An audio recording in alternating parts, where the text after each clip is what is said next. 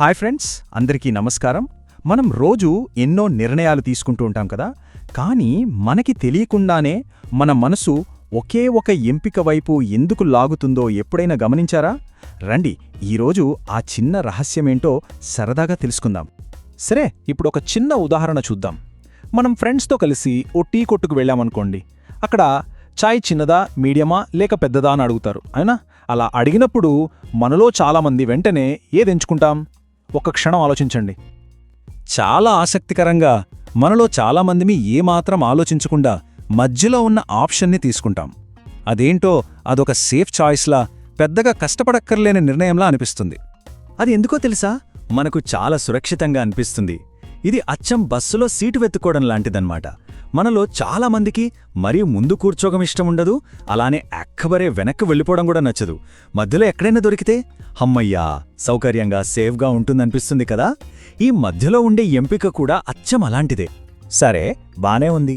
కానీ అసలు ఈ మధ్యలో ఉండే ఎంపిక మనల్ని ఒక అయస్కాంతంలా ఎందుకు లాగుతుంది? దీని వెనకున్న సైకాలజీ ఏంటో ఇప్పుడు కొంచెం వివరంగా చూద్దాం.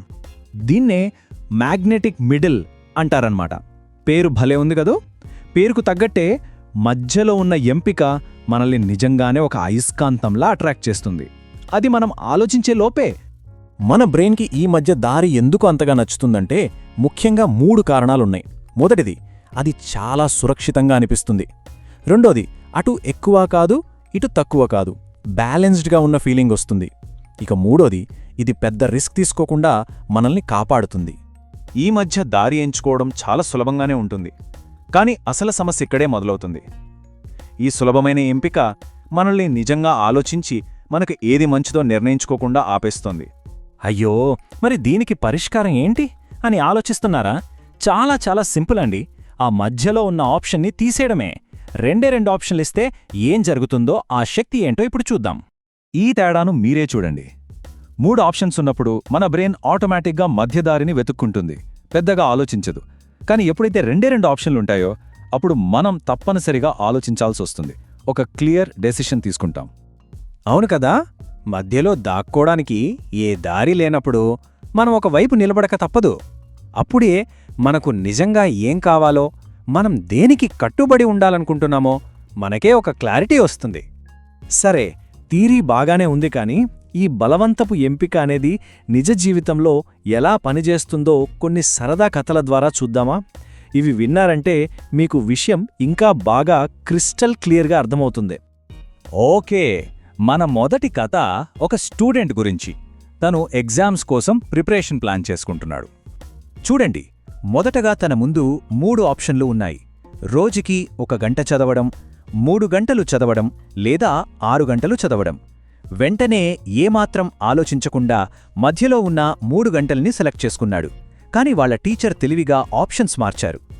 నువ్వు క్యాజువల్గా చదువుతావా లేక సీరియస్గా చదువుతావా అని 2 ఆప్షన్లు ఇచ్చారు. అంతే.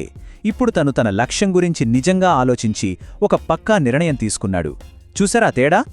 ఇక మన రెండో కథ మనం షాపింగ్కి వెళ్ళినప్పుడు మనందరికీ ఎదురయ్యే ఒక సిట్యువేషన్ గురించి. చాలా షాపుల్లో బేసిక్, స్టాండర్డ్, ప్రీమియం అని 3 ప్లాన్స్ ఉంటాయి.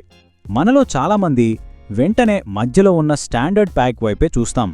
కానీ అదే కంపెనీ కేవలం స్టార్టర్ ప్లాన్ లేదా ప్రో ప్లాన్ అని 2 ఆప్షన్లు ఇచ్చిందనుకోండి. అప్పుడు కస్టమర్ తనకి ఏది ఎక్కువ విలువ ఇస్తుందో, తన అవసరమేంటో ఆలోచించి ఒక స్పృహతో నిర్ణయం తీసుకుంటాడు. రైట్. ఇక మన చివరి కథ ఆఫీస్లో జరిగే ఒక సంఘటన గురించి.